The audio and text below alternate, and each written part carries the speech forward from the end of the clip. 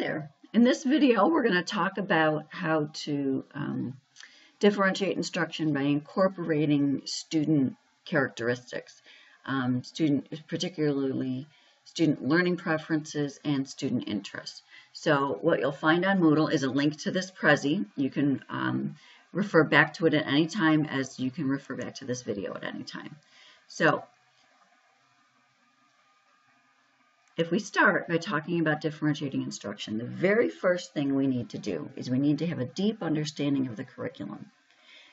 That is important for a variety of reasons. The primary reason is when you're differentiating instruction, you tend to change some of the things that students do or some of their ways of showing what they've learned. That's why it is very important to identify enduring understandings. What are the students going to know and do at the end of your unit? What are the things that you want them to carry with them? So that's why we talk about understanding by design in a differentiated instruction class, because we have to establish a very firm foundation upon which to build differentiation. So it's identifying what are your enduring understandings, what are the things that students are going to carry with them.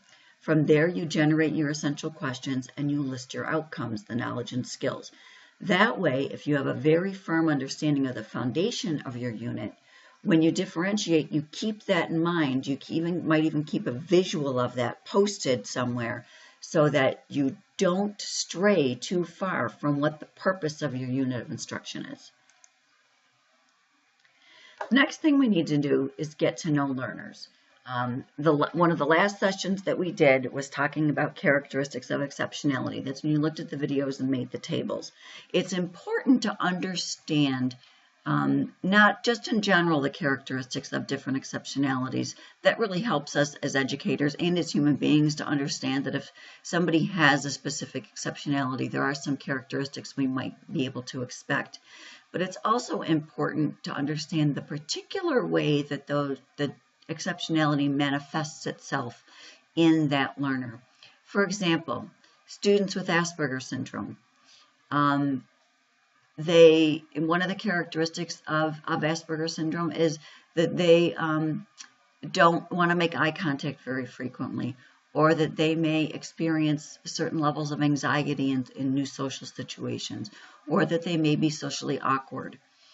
I happen to know two young men who are both teenagers. They're both friends of my son's. Both have been given that label of Asperger's syndrome. But the characteristics of that disability manifest themselves in very, very different ways in these two young men. One has severe social anxiety, and his social anxiety is so severe that he does not go to school anymore. He gets tutoring at home because he is so afraid of speaking out in front of his peers and in a classroom situation that he will start to have anxiety attacks in school.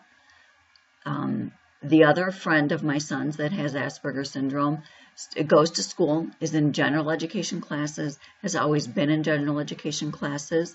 He used to have an IEP, now he has a 504 accommodation plan, because basically all he needs academically is for somebody to help him to stay organized and make sure that he has the materials that he needs for his lessons. Socially, he has a very small circle of friends that are extremely supportive of him. He is able to engage in conversation, but it is more difficult for him to engage in social conversation than it is for him to speak out in class. So we have two very different people. The first one that I mentioned also has no difficulties socializing in small social settings. So his Asperger's interferes with his ability to communicate in academic situations and in larger groups. And the second person, his Asperger's manifests itself in that he is socially awkward but doesn't have any reservations about communicating and interacting with his peers or in the classroom. So it's important that we understand not just in general, but the specific characteristics. As far as learning preferences go, I'm going to do another slide about learning preferences, but it's important that we understand how our students prefer to get information and prefer to show us what they've learned. There's a term called learning styles that is really not indicative of what we know current research has told us, so we tend to use the term learning preferences. It's also important to know your students' interests, and, well, it's important to know their gender, maybe, but there is a research basis in gender issues in education, male-female gender. There is just starting to be a research basis in the transgender and genderqueer community that may be leading us in different directions. But there has been decades of research on gender issues in education, and we'll go over a little bit of that later. Okay, exceptionalities. You did the table. Everybody did a really good job on that. Those should be a great resource for you. What I would like you to do is to click on each of these links. This link to the Parent Center Hub will give you an overview of information about what an IEP is and how it's developed and what kinds of things are on an IEP. An individualized education program is a legal document generated by the student's educational team that outlines what the student's disability classification is, what supports and services the student needs, and also outlines annual goals. So specific educational goals in the area of disability that the student is supposed to be working on. The interesting thing about IEPs, and the thing that we really need to understand, is that IEP goals must be written so that they can be evaluated on a consistent basis. They must be data driven, and you have to collect data on the progression in those IEP goals, because the IEP needs to be updated at least as often as when report cards come out. So if you have a student that has an IEP, and you're the special education teacher working with that student, you will need to be able to collect data on those IEP goals to update the IEP on a regular basis. In states where gifted services are mandated, students who are gifted have an IEP as well. So if you click on this link, it'll walk you through a little bit of what is on the gifted IEP. It is generally not as involved and detailed as a special education IEP. It will basically list the areas in which the student is gifted and the procedure and strategies that the school is going to use in order to meet that child's gifted needs. Students can have both an individualized education program for special education and a gifted IEP if they are what we call twice exceptional.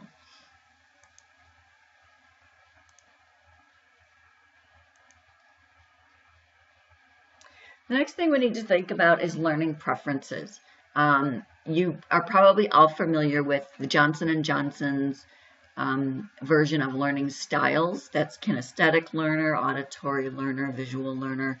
There has been a lot of research done on learning styles. And what the research basically says is that for most students, when you do a learning styles inventory, and it gives you what their learning style is, most students can and will learn through instruction taught using any kind of instructional strategies. For example, if you have a highly auditory learner and the material is presented in a visual manner, most students will generate compensatory strategies to be able to still learn that material. The only people it matters for are students who have some kind of a processing problem with that modality. So a very clear example would be if you have a student who has a a severe physical limitation, such as cerebral palsy, and is unable to use his hands very well, kinesthetic learning is not going to be his strong point. So you have to find other ways of getting him the information. If you have a child with a central auditory processing disorder, which is a disability by which information goes into the ears properly, it's not a hearing disorder, but once the information that's presented auditorily enters the brain, the message kind of gets scrambled, and they're not able to understand exactly what is being asked of them.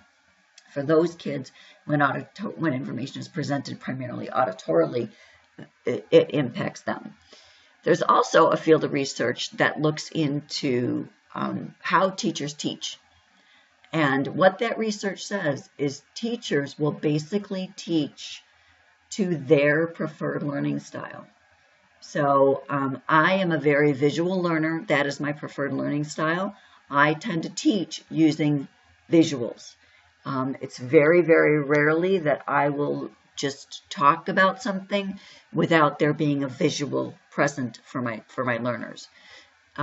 So that is also something that's really interesting. You have to know your own learning style and try to be able to not only teach to your preferred learning style, but teach to all of them. So the general rule is you should try to incorporate each of the learning styles as much as possible to provide students with an avenue to be able to access it. But for most kids, their preferred learning style doesn't really matter. They will learn through any method that they're taught.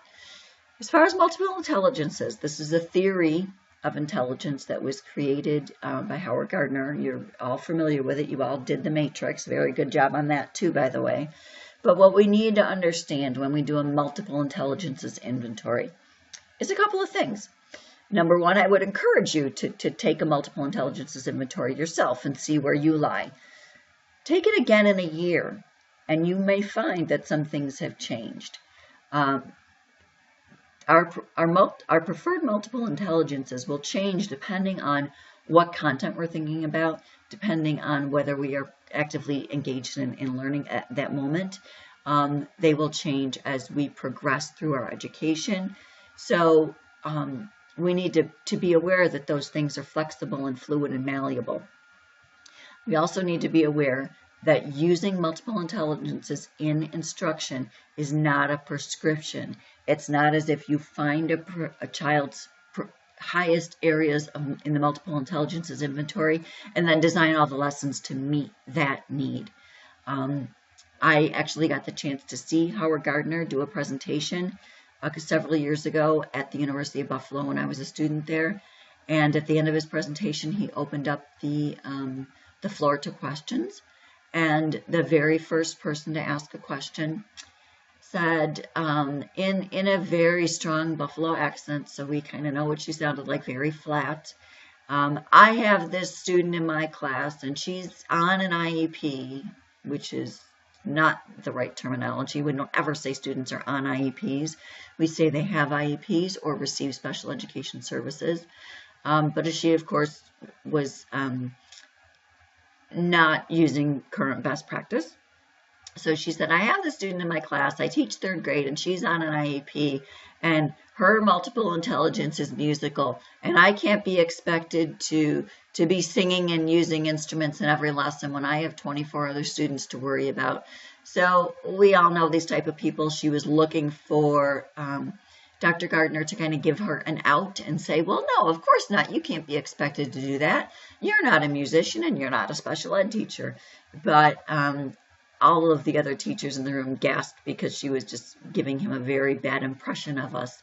But he handled it very well. What he said was, in a nutshell, the theory of multiple intelligences was not intended to be used in that manner.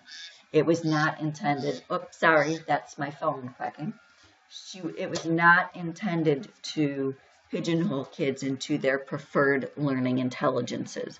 It was a theory that says we all have strengths and we all have weaknesses in the area of these multiple ways of learning.